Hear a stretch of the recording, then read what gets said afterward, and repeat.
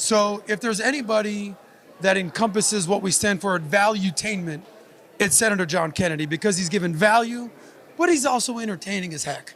So we've seen your one-liners, and I'm excited for this interview, but ready to get started? Sure. Okay. By the way, he's better looking in person. First question, the number one concern on most Americans' mind is the economy, affordability. Everyone's concerned what the government can do, but what could individuals and families do better to save that money? Well, we're going to talk about it tonight at the State of the Union, which I think is appropriate. I'd point out two things: one process, one substance.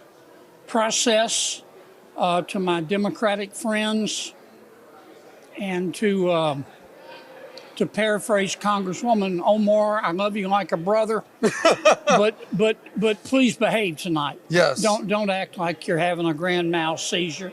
I say the same thing to my Republican colleagues. We're all there to hear the president. We're not there to hear each other. Number two, here's what I think the president will do tonight, what I hope he does, Adam. I hope he will look at the American people in the eye and talk to them about things that moms and dads are worried about when they lie down and try to sleep at night and can't. And one of those, of course, is cost of living. That includes inflation, which we can talk about if you want, housing, insurance, health care. Now, there are other important subjects. Iran is on our mind as well, and I'm sure you'll talk about that. But the truth is that many Americans do not feel comfortable with this economy. It's much better, number-wise, than a lot of people realize, but you can't tell people who don't feel good about their economic position not to believe their lying checkbooks. It's their checkbook. That's true. The midterms, they're coming up, and everyone's concerned about what's going to happen. You know, last year they predicted a red wave. It didn't happen. Now they're saying that it's going to be a blue wave. Yeah. We'll see. What's the first thing that comes to mind when you hear Speaker of the House Hakeem Jeffries? Well, let me say this, not just about the minority leader, Hakeem Jeffries, but let me just say this about all the experts. The experts are always wrong. I mean, most of these guys have never run a race in their natural lifetimes. And they have never, they're not any more in touch with the American people than Gavin Newsom. Members of Congress are. I talk to my people every day. I know what's on their minds. And they will fool you. Let me tell you about the American people. Their mind is not made up. And they're plenty smart. They may not read Aristotle every day because they're too busy earning a living. But the American people are looking this all over carefully, and they'll decide the midterms, and as far as I'm concerned, it's wide open. You just brought up Gavin Newsom, you know, a bunch of my colleagues, Patrick Bet-David, Vinny, and Tom, they all lived in California. I'm a Florida guy myself. I know you're Louisiana. What would the country look like under President Gavin Newsom?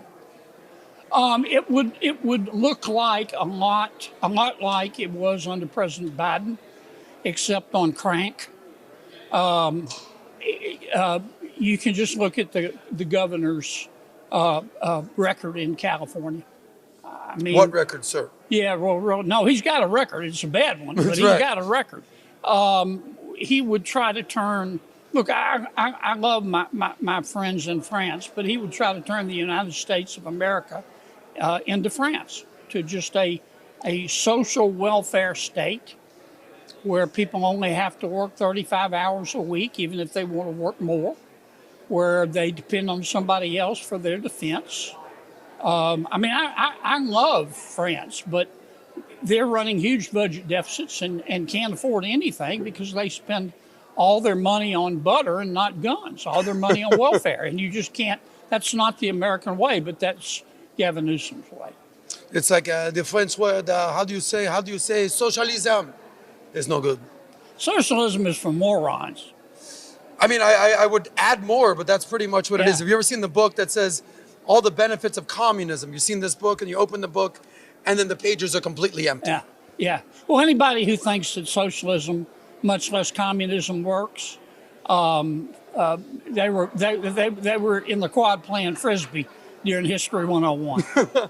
But we see these young people. It's like, if you don't learn from history, you're destined to repeat it. We're seeing young people start to vote for outright socialists, democratic socialists, communists. Yeah. Ilhan Omar in Minnesota. We see Zohran Mamdani in New York. Obviously, what's going on in California. They're not even keeping it quiet. They're promoting it. They're running on it. Why do these idiots keep doubling down on communism and socialism as if it's going to be a different outcome? Well, part of it, Adam, is our universities.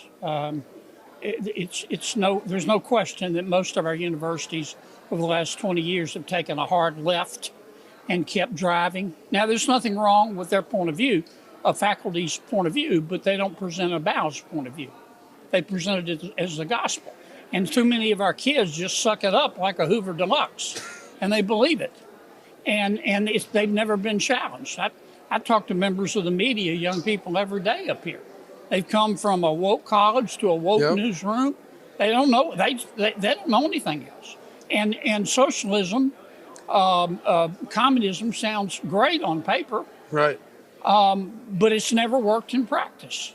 I mean, if you think it works, then I hear Cuba's beautiful this time of year. Of course. Well, I'm from Miami, and nobody from Miami is taking a raft to go to Cuba. No. It's always Cubans trying to get to Miami. Of course. And it's, you brought up going left and just doubling down on left. This ain't NASCAR. This ain't Ricky Bobby where you just keep going left and left and left. Yeah. You go left, you're going to be going around in circles in communism, and you're going to be in the poorhouse. Well, the truth is, free enterprise works.